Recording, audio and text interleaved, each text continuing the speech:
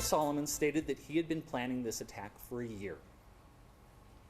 And he acted because he hated what he called the Zionist group. Federal authorities focused tonight on a terrifying attack here in the West as the man suspected of injuring 12 people with Molotov cocktails in Colorado made his first court appearance late today. Good evening, everyone. Welcome to West Coast Wrap. I'm Alex Savage. The FBI says 45-year-old Mohammed Solomon has admitted to what's being described as a targeted terror attack in Boulder, Colorado. Solomon appeared in court by video late today. A judge set bail at $10 million for the 8 state charges that he's facing. Solomon is also facing a federal hate crime charge as well. Witnesses say they heard him yelling "Free Palestine" as he tossed Molotov cocktails at a crowd yesterday that was gathered to bring attention to hostages still being held in Gaza. The victims' ages range. Our laws recognize that such violence is particularly pernicious when someone is targeted because of their race, their religion, or their national origin. Police say he researched and planned for a year. Mohammed Solomon has been charged with a federal hate crime. Solomon is an Egyptian national who overstayed his visa. The president is going to ensure that this individual is held to the fullest extent of the law. There's a big push right now on ICE to go ahead and identify all these individuals that have overstayed their visas. We want to go ahead and we make sure we take these bad actors out of the country before anything like this could happen. Police released a mugshot of Solomon, and you can see a large bandage on his right ear. According to witnesses, he hurt himself during the attack. He threw another cocktail, and on the second one, he lit himself on fire. After he lit himself on fire, he took off the vest and the shirt, and he was shirtless. An FBI affidavit says police found at least 14 unlit Molotov cocktails at the scene, but authorities think Solomon acted alone. With the recent increase in anti-Semitic violence, the White House is assuring the Jewish community they are safe. Rest assured to all Jewish Americans across our great country, this president has your back, and he's not going to allow anyone to take part in violent terrorism. Solomon is being held on a $10 million bond. In Boulder, Colorado, Asher Red, Fox News. All across the West, we are seeing stark reminders tonight about the dangers law enforcement officers face every single day. In California and New Mexico, police departments are mourning those who were killed on the job in recent days. And in California, police officers have been wounded as well, and in Arizona they have been. We begin in Baldwin Park, which is east of Los Angeles, where a memorial is growing tonight. Mourners showing up with flowers, balloons, and notes to honor the life of Officer Samuel Riveros. He was shot to death on Saturday while responding to a shooting. Investigators say a man started firing at Riveros and another officer when they arrived at that scene. Riveros died while the other officer who was wounded has now been released from the hospital. All of this unfolded as neighbors watched. I just seen as I was backing out of my driveway, I heard gunshots. I pulled forward, I got out of the car, and I seen the shooter reloading his weapon. Then my neighbor flags me down, tells me to get inside the house. And after that, it was just barricaded in my house. I didn't know what to think, how to act. We just took cover, and that was it.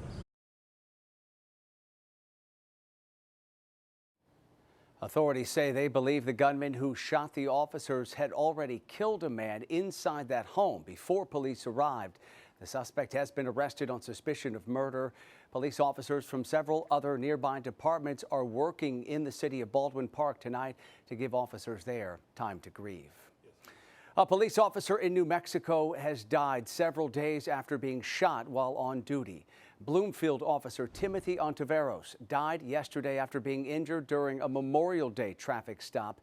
Investigators say the person he pulled over northeast of Albuquerque started firing after refusing to provide identification. Another officer at the scene then shot and killed the suspect.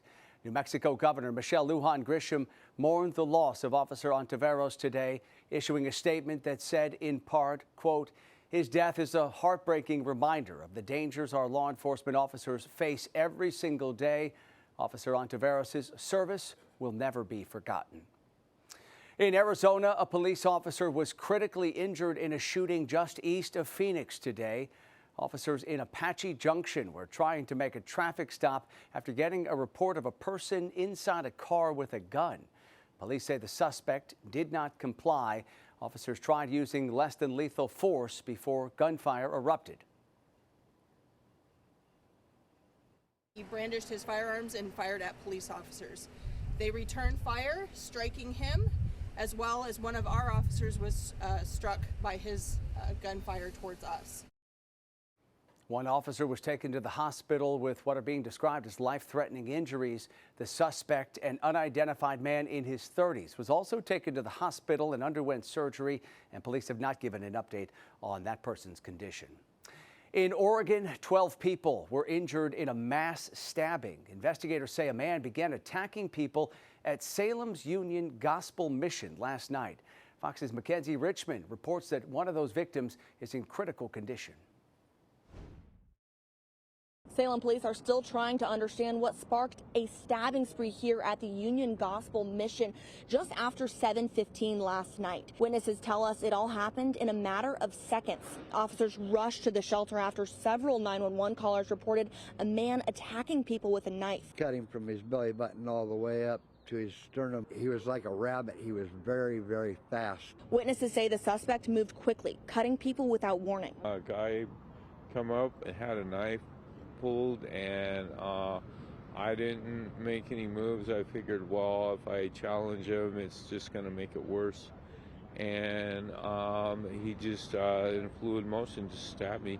Didn't hesitate. Within minutes of arriving, police took a man into custody. 2 police officers came out from the Salem Police Department running as fast as they could, and both of them jumped on him and smashed his face into the asphalt. As for the motive, it's still unknown, but the CEO of the mission says the initial attack started in the lobby.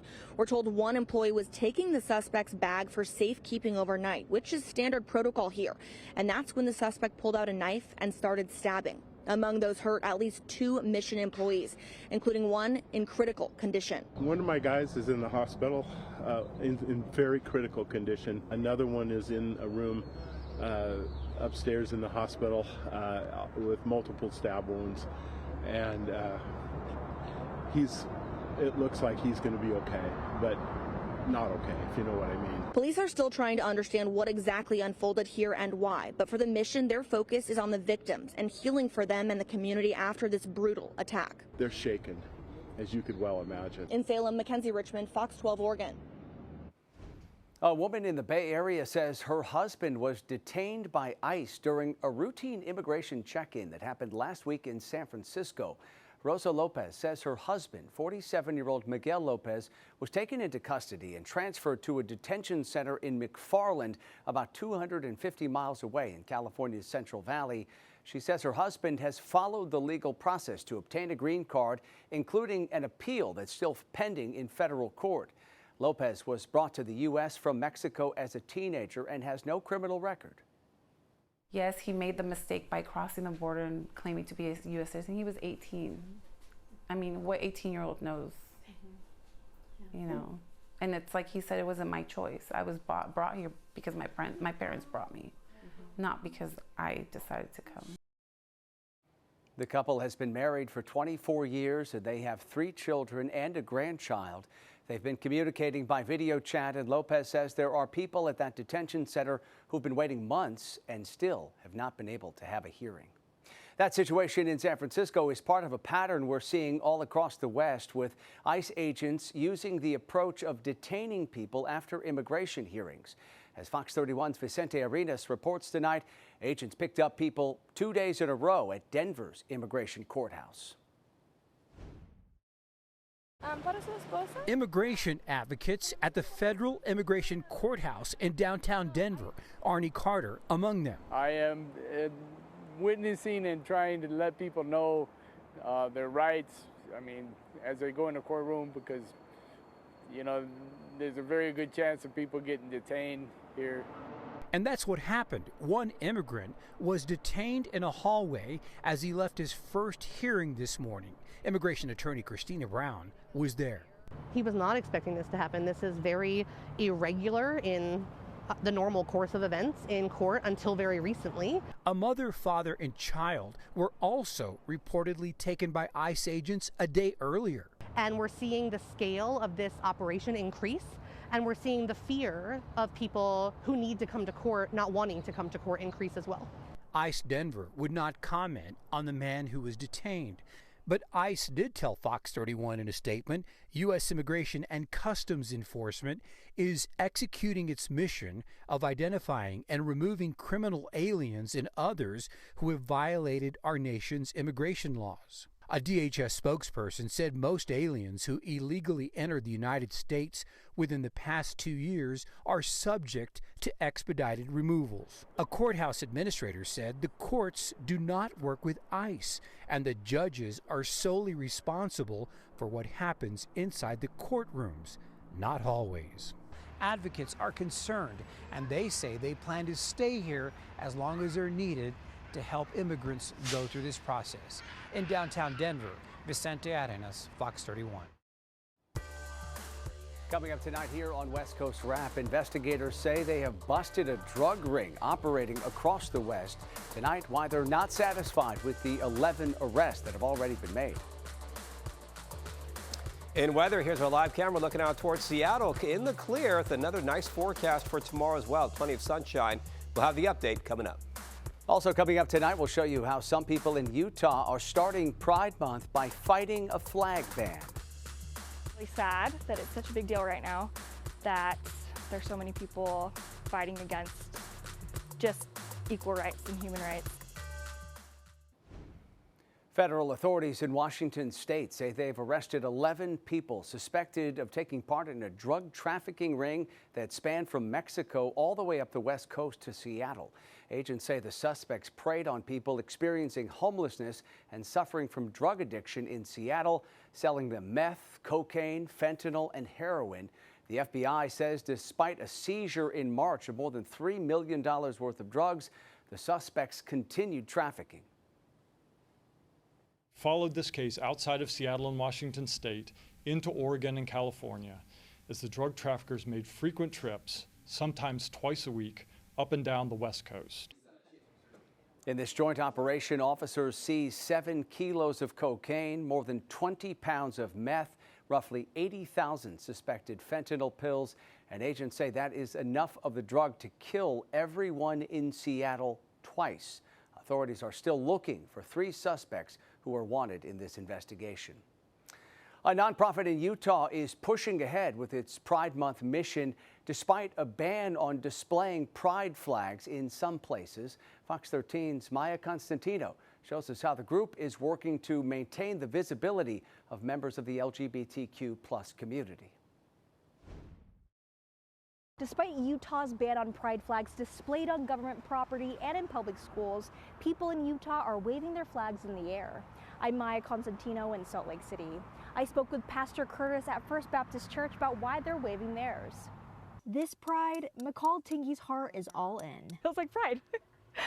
She's one of more than 100 volunteers who staked 2,700 pride flags over the weekend. It feels really, really sad that it's such a big deal right now that there's so many people fighting against just equal rights and human rights. In March, Utah became the first state in the U.S. to ban the display of pride flags in public schools and government buildings. In May, Salt Lake City adopted 3 new official city flags that incorporate elements that represent the LGBTQ+ and transgender community, as well as elements of the Juneteenth flag. Reverend Curtis Price with the First Baptist Church of Salt Lake City says their pride flags were stolen Saturday night. And I know for the LGBTQ folks in the community, it's a little bit jarring to have the flags there one day and then know that someone came along and deliberately pulled them out. That's frightening for people who have experienced religious trauma. As anti-LGBTQ+ bills are introduced across the U.S., pride events have been canceled or scaled back due to lack of funding and political pressures. Reverend Price says they've seen more vandalism recently. We've had them ripped up and thrown down on the ground outside our congregation. The last couple of years, it's been more so. It's been a little more aggressive. As for Tingy and Reverend Price, they're feeling the pride this year. You know, in America, we have a thing called the freedom of speech. I can't stop you from saying what you think about all of that, and certainly you shouldn't stop us. So important right now to use your voice and stand up for what you believe in. In Salt Lake City, Maya Constantino, Fox 13 News, Utah. Police in Los Angeles say they are searching tonight for 3 young men suspected of assaulting a transgender woman. Investigators say one of those men is accused of sexually assaulting the victim at her business back in April.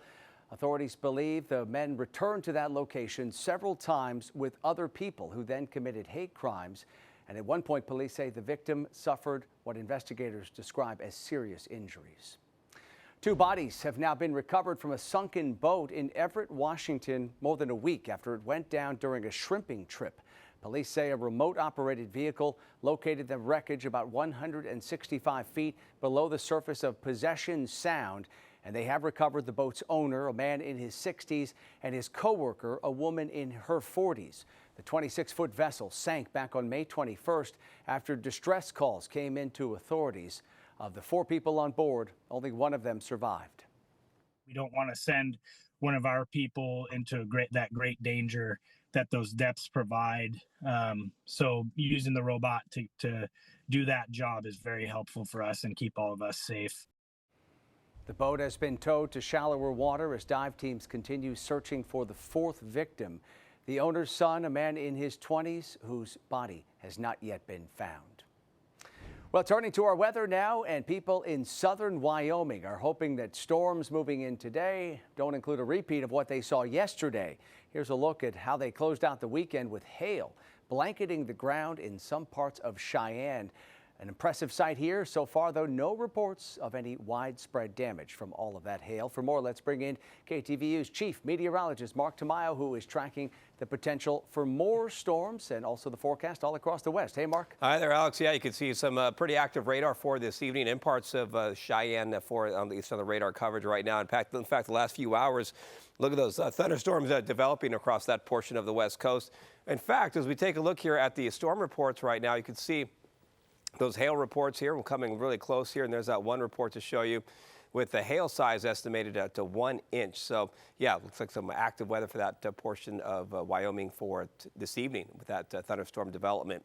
Here's a look at the satellite and the radar. Some rain showers moving into portions of Arizona right now. You can see kind of lifting on out. And we have this area of low pressure down in Southern California. Here's a closer look at the activity. Another active day with the clouds and some showers out toward the Denver area. And then up in the Pacific Northwest, we have this big area of high pressure out here, keeping things sunny and also dry and actually fairly mild as well.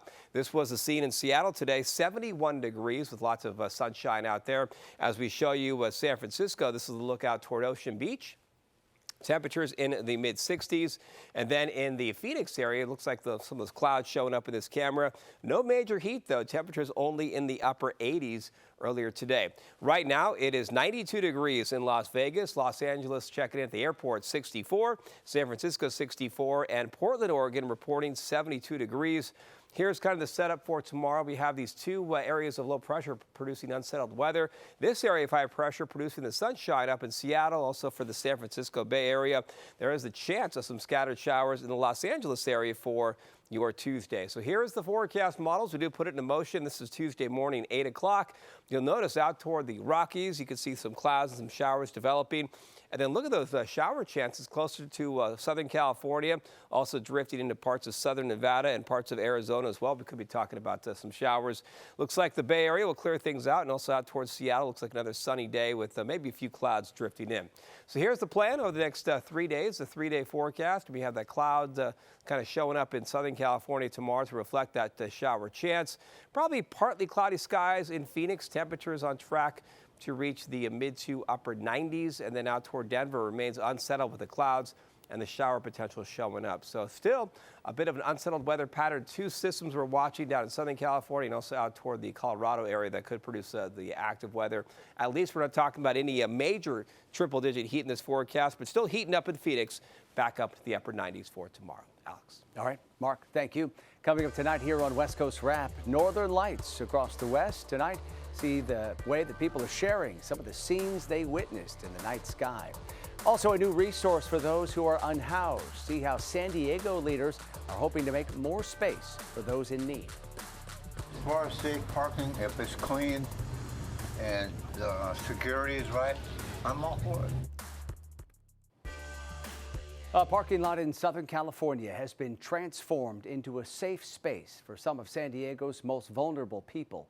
Fox 5's Juliette Vara shows us how it gives people who have nowhere else to turn a place to stay the night. Every day for Barbara Price and her longtime friend of 50 years, Johnny Barber, is about surviving. We have to survive the best way we can, whether it's going to the bathroom or getting something to eat or you know, like dealing with people from day to day. A big part of that survival's having a safe place to sleep at night. For Johnny, you're looking at it, his Chevy truck, proudly decorated with the American flag. I'm the son of the soldier. Yeah, that's what he is, son of the soldier.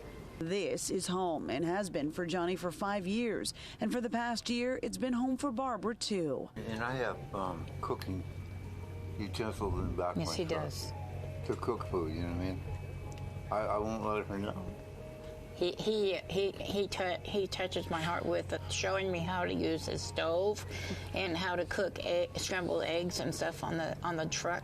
Every night, they look for places to pull in and get some rest. And now, H Barracks officially opened this weekend in Point Loma, offering just that. 190 parking spots for people living in vehicles and experiencing homelessness. The news is just starting to get out. I've never been to a safe parking. I mean, I'd be willing to go if my good driver here, Johnny B, would take me to one.